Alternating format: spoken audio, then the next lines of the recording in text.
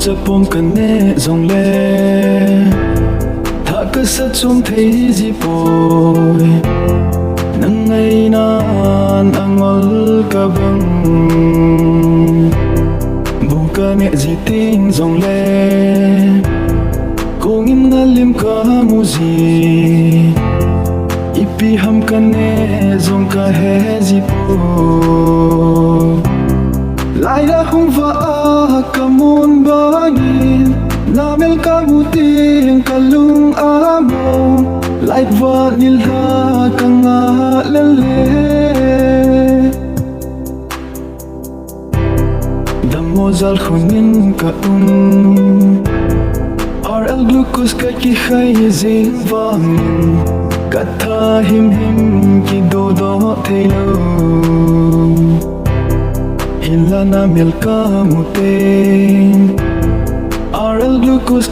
ngaipoi nang bau nahi KORS lai ahung kamon bangin Namel kamu teng kilong light vanilla lel'e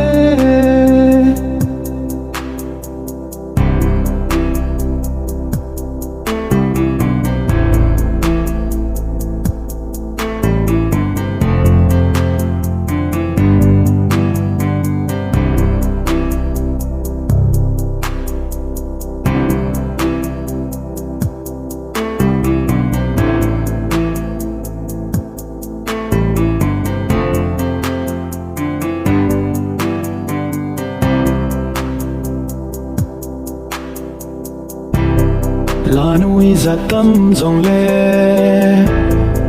din kampol keng nangin nei hin kolum pole jacket sweater ka ngaipoi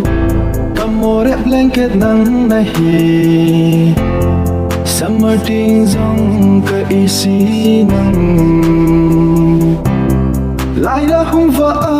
kamon bangin Namel kamu teng kilong light vanilla lel'e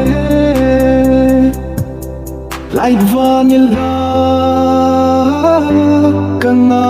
lel'e